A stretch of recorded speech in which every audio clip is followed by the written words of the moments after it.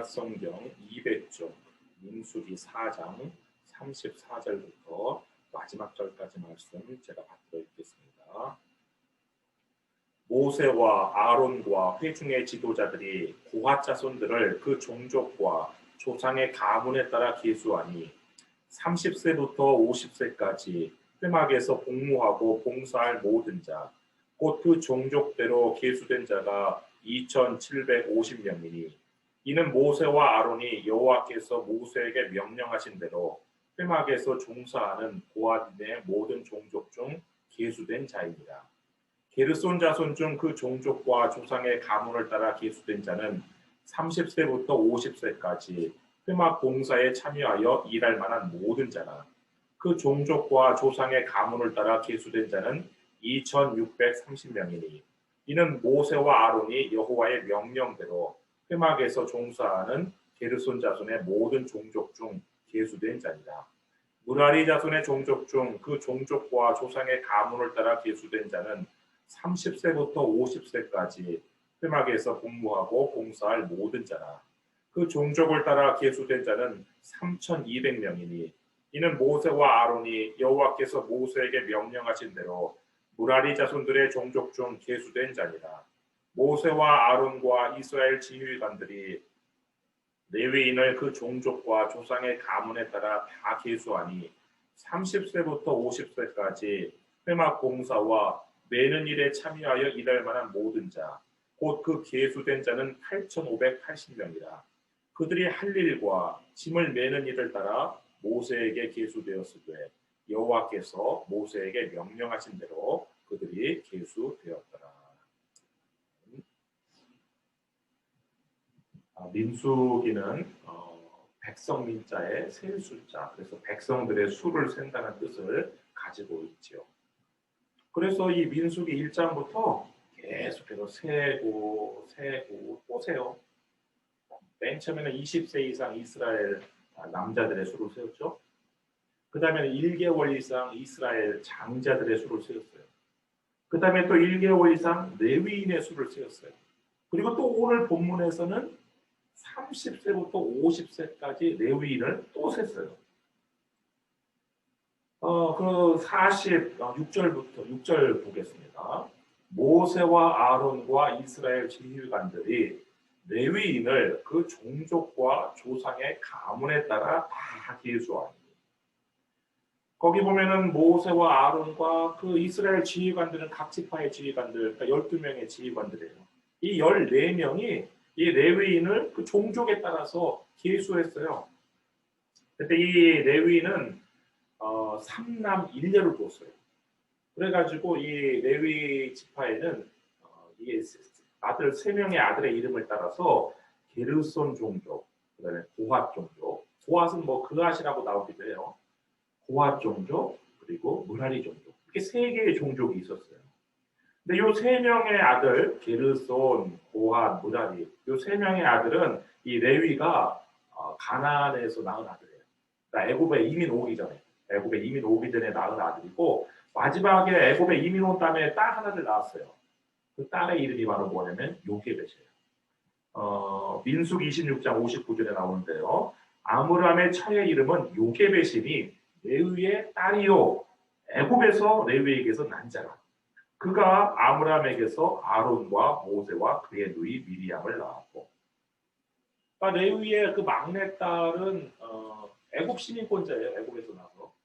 이 그 막내딸의 이름이 요게벳인데, 이 요게벳이 아므람이라는 사람하고 결혼을 해서 그 이남 일녀를 둔 거예요.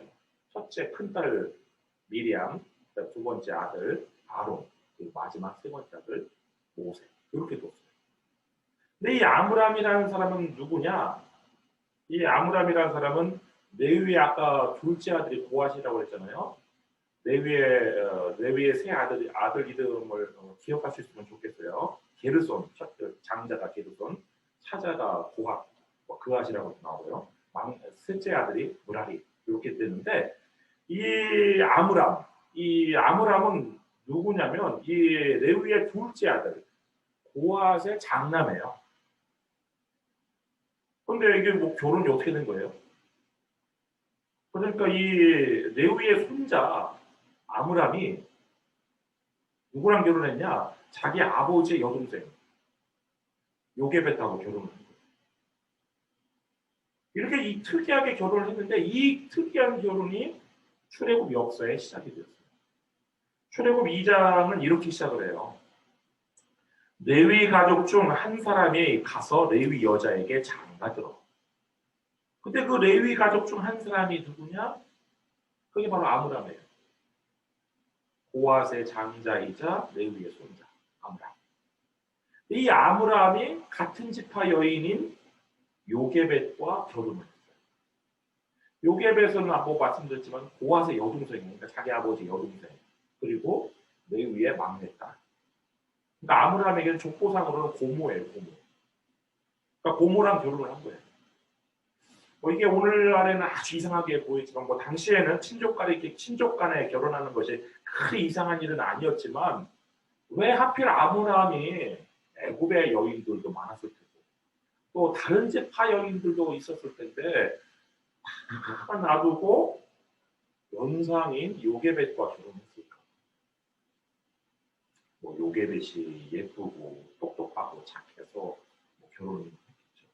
그런데 성경에서는 뭐라고 증언을 하고 있냐면 요게벳의 믿음 때문이라고 증언하고 있습니다. 히브리서 11장 23절 말씀 보면요. 히브리서 11장은 우리가 흔히 믿음장이라고 그러는데 믿음의 영웅들이 쭉 나와요. 근데 그 중에 이 사람들만 이름이 안 나와 있어요. 그게 누구냐? 모세의 부모. 믿음으로 모세가 낳았을 때에 그 부모가 아름다운 아이임을 보고 석 달 동안 숨겨 왕의 명령을 무서워하지 아니하였습니다. 그러니까 모세의 부모 아므람 또 요게벳 이 두 사람이 믿음의 사람이었다는 거예요. 그러니까 이 요게벳이 믿음의 여인이었어요. 그러니까 아므람은 왜 요게벳과 결혼을 했느냐? 뭐 요게벳이 예쁘고 똑똑하고 착해서도 결혼했겠지만 요게벳에게 믿음이 있어요. 그 믿음을 보고 연상인 요게벳과 결혼을 한 건데 아무리 남편 아므람이 믿음이 있었다 할지라도요 이 아내 요게벳이 믿음이 없었다면 어떻게 바로의 명령을 무서워하지 않고 석 달 동안 그 모세를 어떻게 숨기겠냐고요. 이 믿음의 여인 요게벳이 낳은 이 세 명의 자녀들이요 다 나중에 어떻게 되었어요? 모두 다 하나님의 위대한 사람들이 되었어요. 모세는 출애굽의 영웅, 아론은 이스라엘의 대제사장, 또 딸 미리암은 이스라엘 최초의 여자 선지자. 출애굽기 15장 10절에 이렇게 나와 있어요.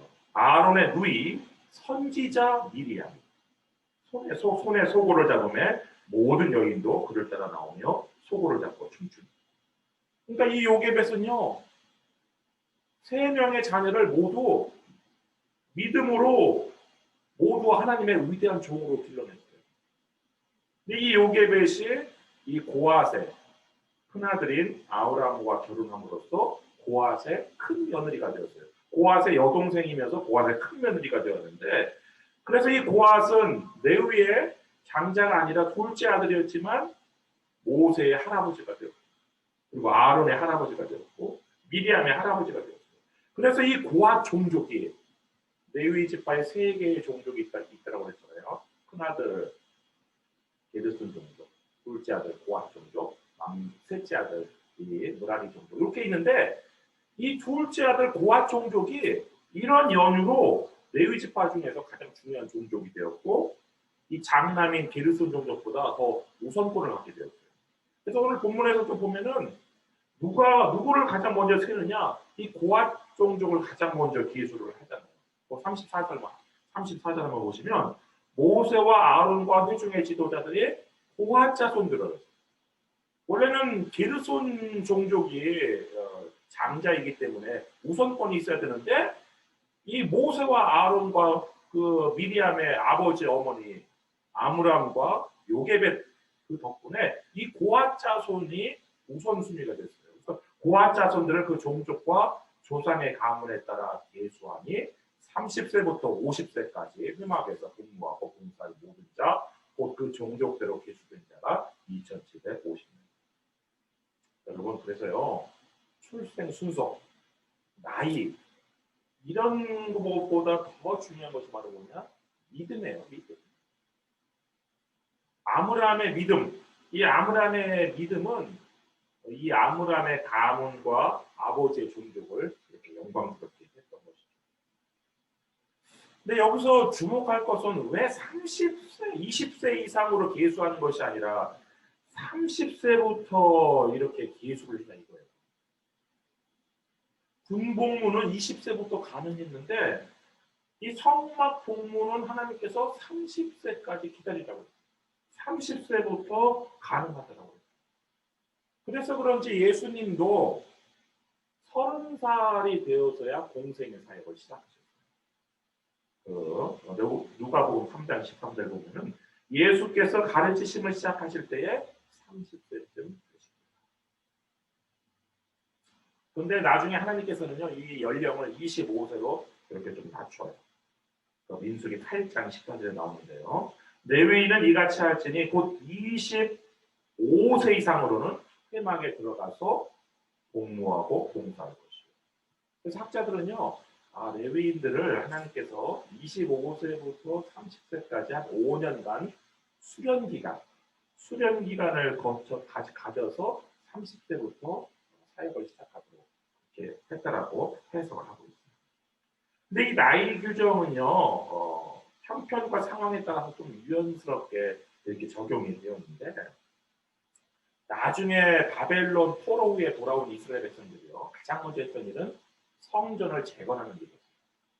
그 솔로몬 성전을 이미 다 바벨론에 의해서 다 무너졌기 때문에 이 바벨론 포로에서 돌아온 유대인들이 가장 먼저 했던 일은 그 예루살렘 성전이 바벨론 포로 이전에 있었던 그 솔로몬 성전이 있던 자리에 두 번째 성전을 재건하는 거예요.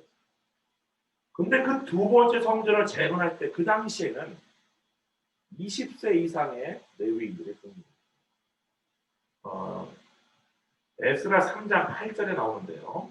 예루살렘에 있는 하나님의 성전에 이른 지 2년 둘째 달에 스알디엘의 아들 스룹바벨과 이 스룹바벨이 다윗 왕과의 그 적통을 이으면서 유다 총독으로 임명됐다.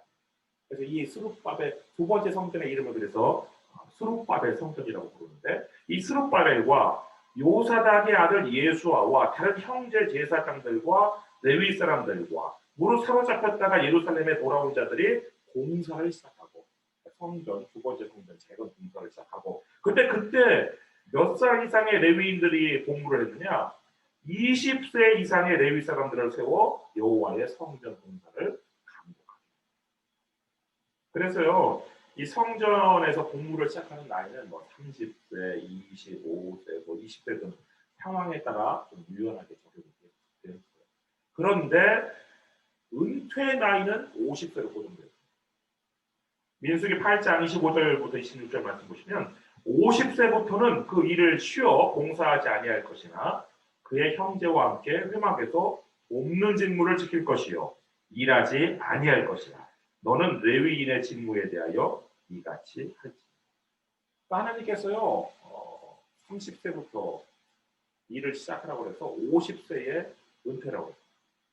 이 은퇴한 사람들은 도울 수는 있어요. 그 현직에 있는 레위인들을 도울 수는 있지만 은퇴 전과 같이 자신이 그 일을 직접 맡아서 하지는 못해요. 그럼 여러분, 하나님께서 왜 레위인의 은퇴 나이를 50세로 정한 이유가 무엇일까요? 두 가지 이유가 있는데, 첫째는 그 개인을 보호하기 위해서였어요. 물론 사람에 따라 50세가 넘어도 막 힘이 팔팔해가지고 그냥 다 메고 다닐 수 있는 사람들도 있어요. 예를 들어 갈렙은요 무려 85세가 되었어도 그냥 전쟁에 나갈 수 있을 정도로 그렇게 건강했어요. 여호수아 14장 10절부터 11절 말씀 보면은 갈렙이 여호수아에게 이렇게 얘기해요. 오늘 내가 85세로 돼 모세가 나를 보냈던 날과 같이 40세 모세가 보냈거든요. 가나안 땅을 하고 40세와 같이 오늘도 내가 여전히 강건하니 내 힘이 그때나 지금이나 같아서 그러니까 40세의 힘과 지금 85세 된 힘이 같대요. 맡아서 싸움에나 출입에 감당할 수 있으니 그날의 여호와께서 말씀하신 이 산지를 지금 내게 주소서. 이런 사람도 있어요. 사람에 따라서. 그렇지만 대부분은요. 50대가 되면 무거운 걸 들다가 허리가 삐끗할 수 있어요. 우리 오장현 성모님도 좀 그런 연령이 되셨죠? 무거운 거 들을 때 정말 조심해야 되는 게 50대 때예요. 50대부터. 그래서 하나님께서 이 개인을 보호하기 위해서 50세에 은퇴하도록 명령하셨어요. 그 다음 두 번째 이유는요. 조직을 건강하게 하기 위해서예요. 물은 고이면 썩어요. 조직도 마찬가지예요. 조직도 고인 물처럼 그대로 있으면 썩게 마련이에요. 레위인이 30세부터 50세까지 20년 복무하는 건 괜찮았어요. 그런데 그 이상 고여 있으면 부패해요. 이게 우리 몸으로 따지면 우리 몸에 정상세포들이 있죠. 이 정상세포들이 물이 부패하는 것처럼 암세포로 변질이 돼요. 여러분 정상세포와 암세포의 차이가 뭐예요? 정상세포는 수명이다 아니면 그냥 소멸해요. 심지어 정상세포는요. 이 몸을 보호하기 위해서 자기 자신을 희생해요. 예를 들어 정상세포 안에 바이러스가 들어왔다. 그러면요. 그 바이러스가 증식해서 몸을 죽이는 걸 방지하기 위해서 그냥 그 바이러스를 끌어안고 같이 죽어버려요. 세포 자살이라는 거예요. 마치 인지널한테 그 논개가 그 적장 끌어안고서는 그냥 강에 빠져서 같이 죽었잖아요. 그것처럼 이 정상적인 세포의 경우에는 그 세포 안에 침투한 바이러스가 전체 몸을 해할까봐 그 바이러스를 끌어안고 그냥 죽어버려요. 그런데 이 정상세포가 어떤 이유로든 암세포로 바뀌잖아요. 그럼 이 암세포는 절대로 자신을 희생하지 않아요. 오직 자기 자신만 생각해요. 그래가지고 자기가 죽어야 이 몸이 사는데 안 죽으려고 계속해서 자신과 똑같은 암세포를 막 만들어내요. 만들어낼 뿐만 아니라 이쪽 저쪽 다 뿌리고 다녀요. 그걸 이제 전이라고, 암이 전이 됐다고 그러죠. 그렇게 해서 결국 몸을 죽이고 난 다음에야 자기가 죽어요. 이게 정상세포와 암세포의 차이인데 수명을 다한 세포가 죽어야 몸이 건강하듯이 은퇴를 해야 조직이 건강한 거예요. 근데 은퇴라는 것은 뭐 뒷방 늙은이가 되라는 말이 아니에요. 여기 민수기 8장 26절 말씀 보면은 그의 형제와 함께 회막에서 돕는 직무를 지킬 것이에요. 그러니까 은퇴라는 것은요. 돕는 직무를 이제부터는 해나는 거예요. 전에는 주역이었지만 현역에 있을 때 주역이었지만 이제 은퇴한다면 조역으로 돕는 역할을 하는 거예요. 여러분 조역이라는 것이 주역에 비해서 뭐 스포트라이트는 받지 못하죠. 그렇지만 훌륭한 조역이 있어야 작품이 빛나는 거예요. 그래서 영화제에서 그래서 조연상이라는 걸 주잖아요. 훌륭하게 조역을 잘한 사람한테 조연상을 주잖아요. 영화 미나리가 2021년 아카데미 6개 부문에 후보로 올랐잖아요. 그게 뭐 주연 배우도 훌륭했지만 그 조연 배우 그 윤여정 씨의 그 돕는 역할이 있었기 때문에 가능한 것이죠. 여러분, 우리 모두 현역에 있을 때는 주연으로 최선을 다하시다가 은퇴 후에는 조연으로 주님의 몸된 교회를 빛내시기를 주님의 이름으로 축원합니다.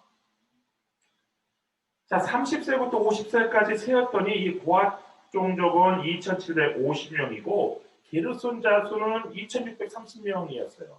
39절부터 40절 말씀 보시면 38절부터 40절 말씀 보시면 게르손 자손 중 그 종족과 조상의 가문을 따라 계수된 자는 30세부터 50세까지 회막 봉사에 참여하여 일할 만한 모든 자다.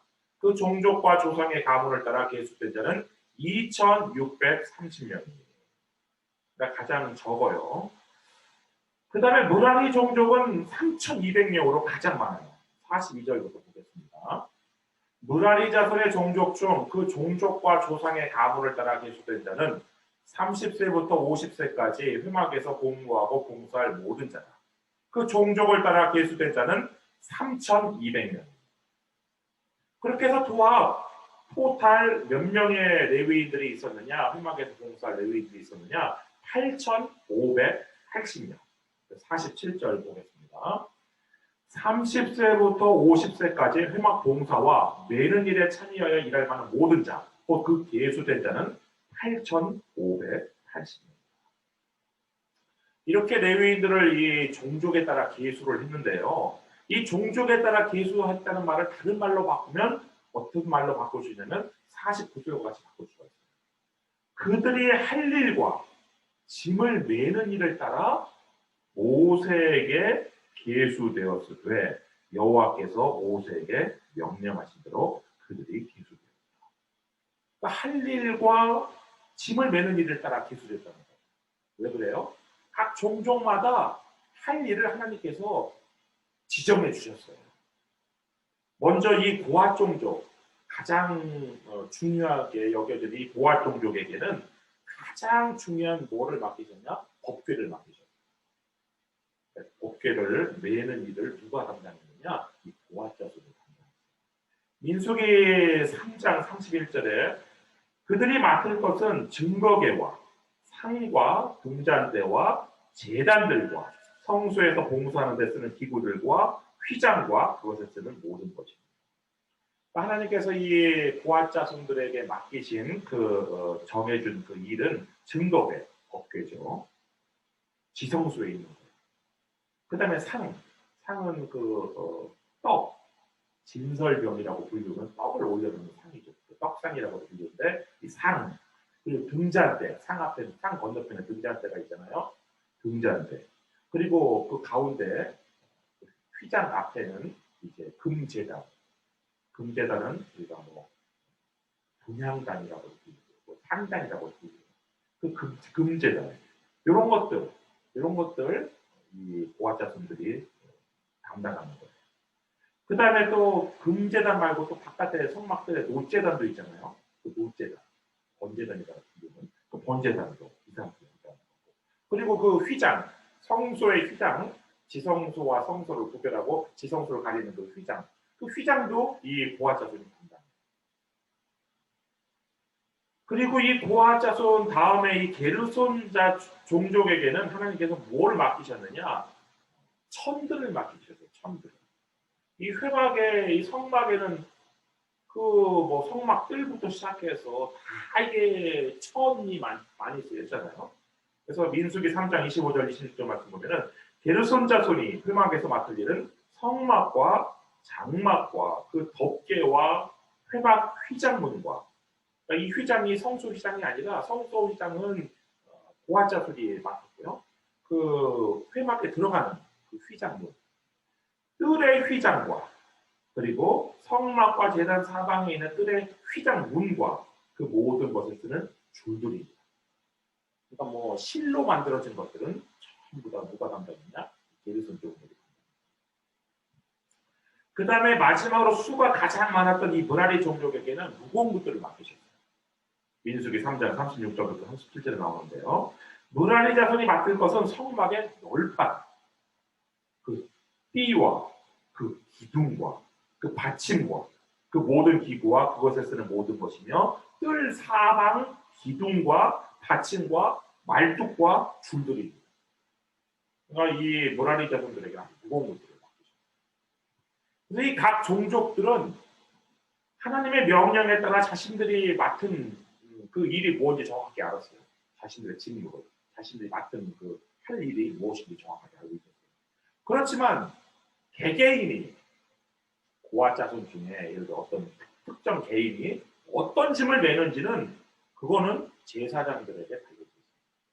제사장들은 누가 어떤 짐을 낼 것인지 정해주었는데요. 여기는 법궤를 메는 고핫 자손도 예외가 아니에요. 한 번 법궤를 메었다고 해서 죽을 때까지 은퇴할 때까지 법궤를 메는 것이 아니에요. 거기 민수기 4장 19절 한번 보세요. 오늘 본문에 있는 19절 말씀 보시면 그들이 지성물에 접근할 때에 그들의 생명을 보존하고 죽지 않게 하기 위하여 이같이 하라. 아론과 그의 아들들이 들어가서 각 사람에게, 고핫 자손들의 각 사람인데요. 그가 할 일과 그가 낼 것을 지휘하게 할지.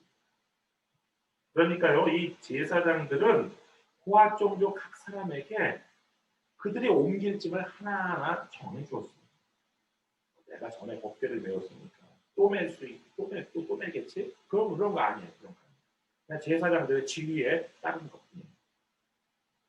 또 이 게르손 종족의 그 짐 역시 제사장들이 정해줬어요. 27절 말씀 보시면 게르손 자손은 그들의 모든 일, 곧 낼 것과 처리할 것을 아론과 그의 아들들, 그러니까 제사장들의 명령대로 할 것이니 너희는 그들이 맬 짐을 그들에게 맡길 것입니다.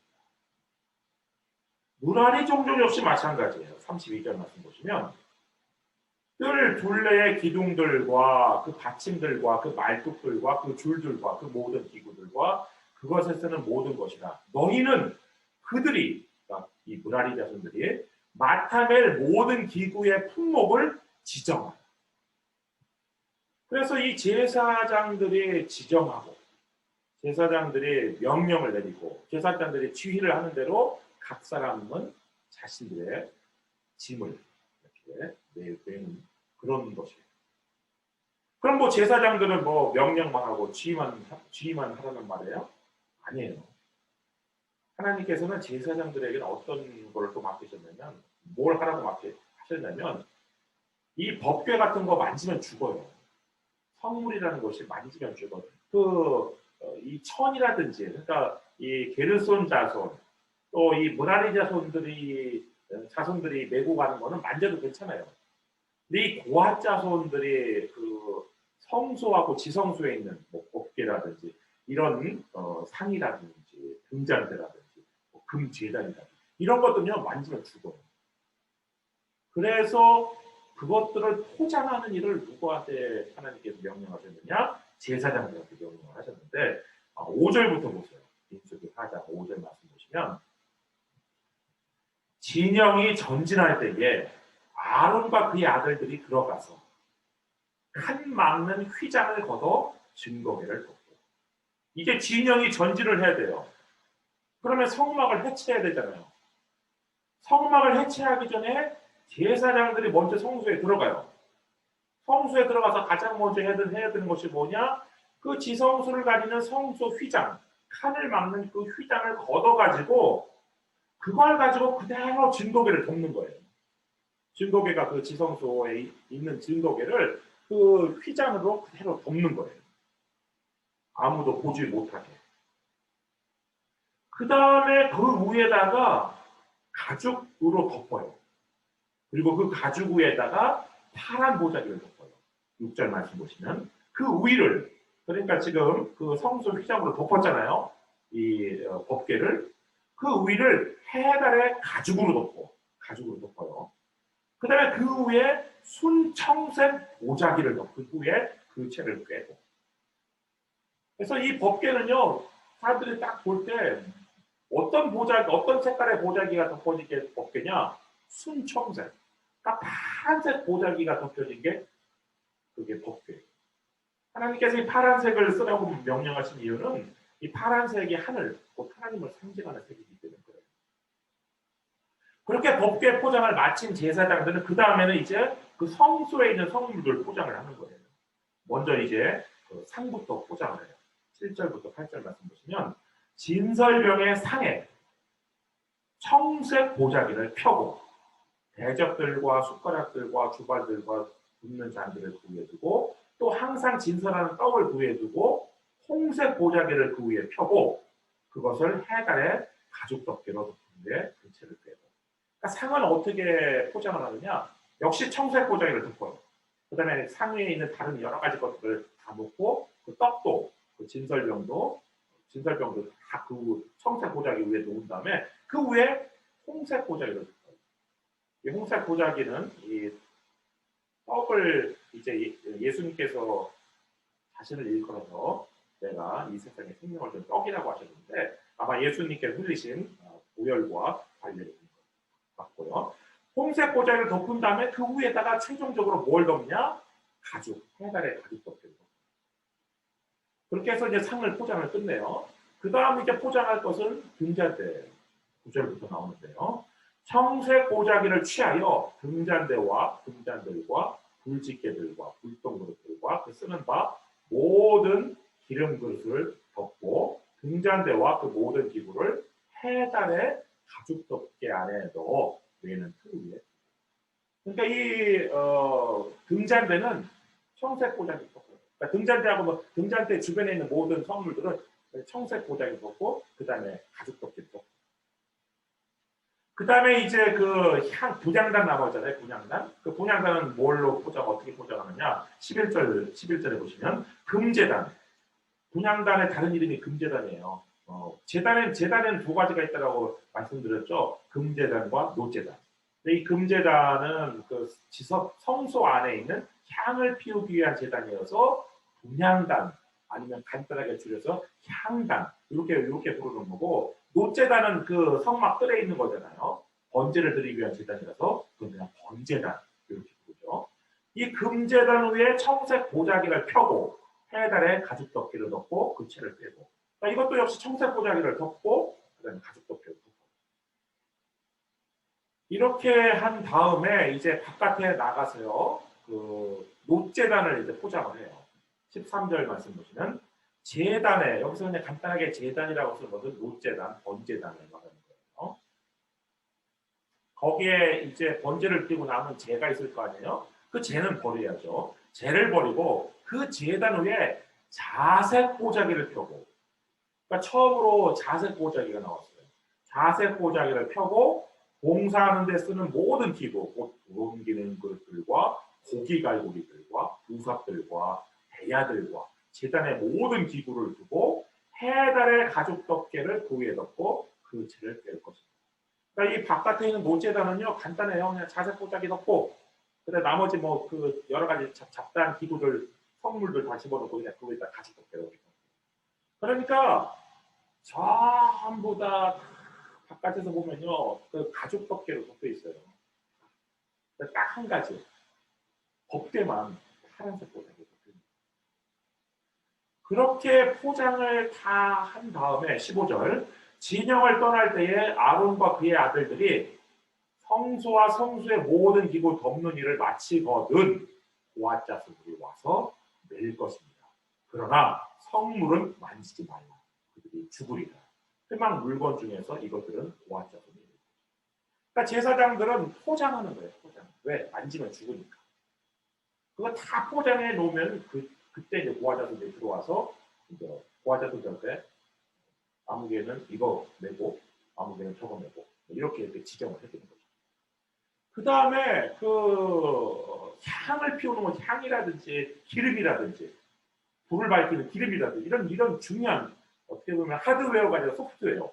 이런 소프트웨어는 누가 책임을 졌냐? 엘르아사 제사장이 책임을 졌어요. 16절 말씀 보시면 제사장 아론의 아들 엘르아살이 맡을 것은 등유와 이 등유로 그 불을 밝히는 거잖아요. 그 다음에 태우는 향과 이 향으로 그 분향단, 금제단에서 향을 피우는 거예요. 우리가 항상 드리는 소제물, 그리고 관유. 이 관유라는 것은 거룩하게 만들기 위해서 이렇게 성물들과 제사장들에게 붓는 기름이죠. 관유이며 또 장막 전체와 그 중에 있는 모든 것과 성소와 그 모든 기름이에요. 그러니까 모든 책임은 엘르아살이 맡아요. 엘르아살은 원래는 아론의 셋째 아들인데 아론의 큰아들, 둘째 아들이 하나님께 다른 불을 들이다가 죽어버렸어요. 하나님의 심판받아서. 그래서 이 셋째 아들이지만 장자가 되는 사람이에요. 이 엘르아살이 모든 책임을 다 지는데, 특별히 엘르아살이 책임져야 될 것들은 기름, 향, 뭐 이런 것들. 소프트웨어들은 특별히 엘르아살이 가지고 다녀야 됩니다. 나머지 이제 하드웨어들은 이 레위인들이 메고 다니는 거죠. 여러분, 제사장들은 제사장대로 이렇게 할 일이 있었고요. 레위인들은 레위인대로 할 일과 멜침이 있었어요. 근데 만약에 나는 왜 물라리 자손들 떠나가지고 이런 널판이나 메고 다니냐? 나는 저 곱게 매는 사람하고 나하고 뭐 차이가 있길래? 응? 이런 거는 내 널판이나 메고 다니는 거. 누군가가 이렇게 생각을 한다고 했었어요. 그래갖고 에이 널판 얻어 에이 무거워요. 딴데 들고 가. 그러면은 다음 가서 이 성막을 세울 수 있겠어요? 그 덜판이 빠지면? 성막이 세워지지 않으면 어떻게 법궤가 그 하나님의 영광을 거기다 모실 수 있겠어요? 그래서요, 한 사람도 중요하지 않은 사람이 없고, 한 사람도 필요 없는 사람이 없는 거예요. 이건 교회도 마찬가지예요. 여러분, 한 사람 한 사람이 다 소중한 거예요. 필요 없는 사람은 한 사람도 없어요, 교회 안에. 다만, 각자 할 일이 무엇인지 분명히 알아야 되는 것이고, 하나님께서 주신 그 권위 안에서 주어진 자신의 짐을 내어야 되는 거죠. 그럴 때 주님의 몸이 교회가 세워지고, 하나님의 영광을 우리 가운데 오실 수 있는 것이죠. 기도하겠습니다.